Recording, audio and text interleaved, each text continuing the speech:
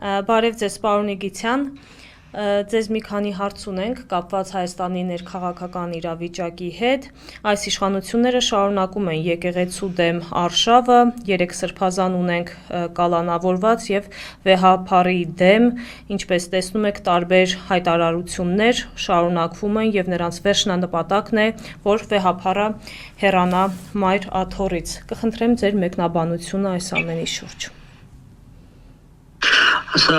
հասկանալի քաղաքականություն է Փաշինյանի եւ իր դիմակիցների կողմից, որովհետեւ դա նույն քաղաքականությունն է, ինչ որ ունի Ադրբեջանը եւ Թուրքիան, ընդհանրապես պետք է հասկանանք հայ-առաքելական եկեղեցու դերը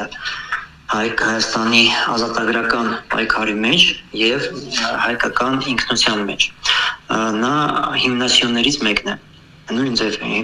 հիմնասիոններ արդեն նոր ժամանակներում Արցախի հաղթանակը, որը Ալիևը եւ Փաշինյանը զորացրեցին, հիմա անցել են մյուս սիոնին եկեղեցուն։ Եկեղեցին եթե լուրջ նստեր եւ ոչ մի բան չաներ, գուցե այսպես ագրեսիայի չենթարկվեր, բայց հաշվի առնելով, որ եկեղեցին երևի միակ կառույցն է, մեծ համազգային կառույցն է, որը չի ենթարկվում Փաշինյանին եւ որը շարունակում է ազգապահպան գործունեությունը, այսինքն մենք տեսնում ենք, որ միայն հայկական եկեղեցին է, որ շարունակում է խոսել Արցախում էթնիկ զտումների մասին, խոսում է հայկական մշակույթի եւ ժառանգության մասին Արցախում, որը վերացնում է Ադրբեջանը, խոսում է արցախահայության իրավունքների մասին։ Եկեղեցին է խոսում նրա մասին, որ հայկական բանակը ունի փայլուն էջեր եւ նման էջեր դեռ պետք է արժեվում ունենա։ Այսինքն այս ամենը Ադրբեջանում անցալում են որպես ռևանշիզմ, ընդհանրապես հայ-առաքելական եկեղեցու դեմ իրենք տասնամյակներ առաջ արդեն սկսել էին կեղծ քարոզչություն, այսինքն կեղծիքների վրա հիմնված։ Եվ հիմա դա շարունակվում արդեն Հայաստանի ներսում։ Ընդհանրապես, եթե մենք նայենք ինչ են ասում Հայաստանում իշխող ուժը եւ Ադրբեջանում իշխանությունները, մենք կտեսնենք, որ գրեթե նույն բանն են իրենք ասում։ Եվ այստեղ ինչի մասն է խոսքը։ Ադրբեջանի իշխանությունը ապահովում է իրենց ազգային շահերը, իսկ Հայաստանի իշխանությունը առնվազն չի ապահովում Հայաստանի ազգային շահերը կամ եւս նույն ձև ապահովում է Ադրբեջանի ազգային շահերը։ Պարոն Իգիթյան, ինչպես է ստացվում, որ 7 տարի անց այս իշխանությունները նոր որոշեցին այս արշավը սկսել եկեղեցու դեմ եւ արդյոք պատահական եք համարում, որ Փաշազադեի եւ այս իշխանությունների, այսպես ասած, հայտարարությունները սինխրոն իրար հետ առաջ է գնում։ Եթե ուզեք, հենց որ եկան իշխանության, իրենք միանգամից սկսեցին այդ ագրեսիան հայ-առաքելական եկեղեցու դեմ, նոր Հայաստան, նոր վեհապար, հիշում եք, նոր հայրապետ, այո։ Նոր հայրապետ, այո։ Հետո միանգամից Փաշինյանը զրկեց վեհապարին պետական անվտանգության ծառայությունից, այսինքն որ ինքը նախկինում նա ուներ, զրկեցին, փորձում էին նաև ինչ-որ ֆիզիկական ագրեսիա դրսևորեն վեհապարի դեմ եւ այլն, այսինքն սա նոր պատմություն չի։ Այն որ Փաշինյանը եւ թիմակիցները հատելությամբ են լծված բոլոր հայկական ազգային կառույցների հանդեպ, դա բարձ է, իրենք դրա մասին բարձ են գրել։ Փաշինյանի հոդվածը, որտեղ ինքը բարձ գրում է անիծում մեր հերոսական անցյալը, դա նաև եկեղեցուն է վերաբերվում։ Այսինքն սա նոր պատմություն չի, ուղղակի ինչ որ մի ժամանակ Փաշինյանը թաքցնում էր իր նպատակները, եթե հիշում եք, նույն ձև գնում էր ասում էր Արցախը դա Հայաստանը եւ վերջ, որը շատերը դրական էին գնահատել այդ բանին։ Չնայած սա ուղղակի ինքը դրանով ծածկում էր իրական նպատակները, իրական մոտեցումները, որի մասին տասնամյակներով գրում էի։ Ինչ վերաբերվում է զուգադիպությունը, թե չէ, իհարկե զուգադիպություն չի, սա միասնական քաղաքականություն է Բաքվի եւ Հայաստանում իշխող ուժերի կողմից, այսինքն եւ Ալիևի եւ Փաշինյանի մոտեցումները հայկական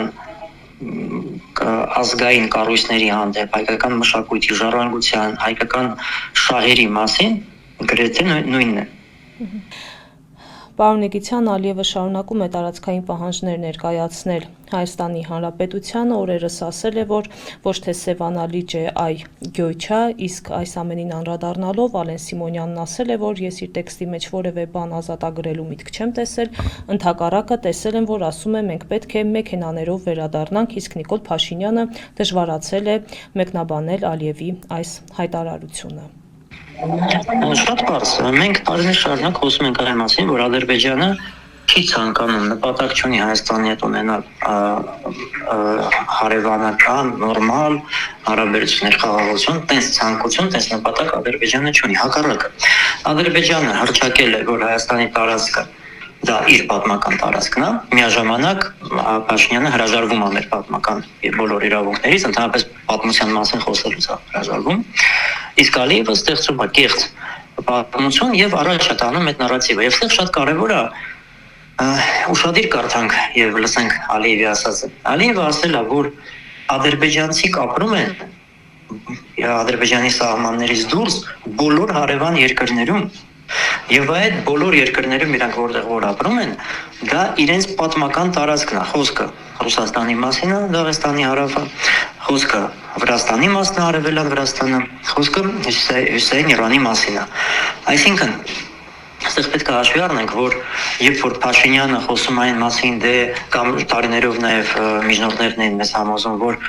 Ադրբեջանի քարոզչությունը հայերի հանդեպ դա հետևանք է մեր հակամարտությանը։ Հենց որ հակամարտությունը չլինի, այդ քարոզչություններ չի լինի։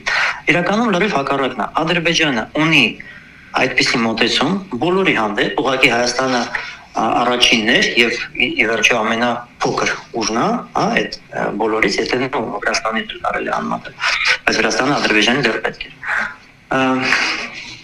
Եվ հայությունը առաջի հարվածը ստացավ։ Այսինքն խնդիրը իրականում հենց այս Ադրբեջանի մոտեցումն է։ Ադրբեջանը համարում է, որ ամբողջ տարածաշրջանը իր պատմական հողերն են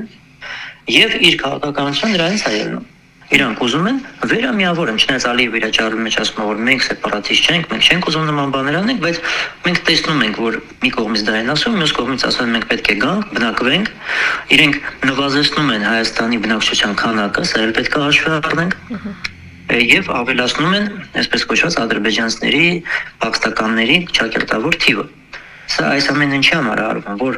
այդ մարդկանց ճակերտավոր վերաբնակեցնեն,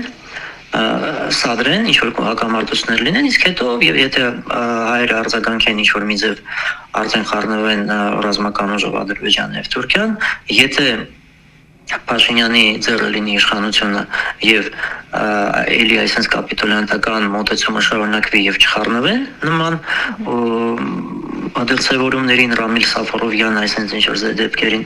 ապա այդ ժամանակ ուղղակի հայերը քիչ-քիչ կլքեն են տարածքները, որտեղ որ վերաբնակեցնում են ադրբեջանցիներին։ Եվ այս պարագայում իրենք ուղղակի այդ վերաբնակիչներով ընտրություններ կանեն ու կասեն, որ Հայաստանի Հանրապետությունը ուղղակի վերաբանում են արևմտյան Ադրբեջանի եւ վերջ։ Սա է իրենց նպատակը։ Հենց դրա համար էլ ինքը այդ ամենը շարունակում է։ Ինքը չունի նպատակ ունենալ Հայաստանի հետ խաղաղություն։ Ընդհանրապես իրենք Հայաստանը Հարավային Կովկասի քարտեզում չեն տեսնում։ Շնորհակալ եմ, պարոն Նիգիցյան։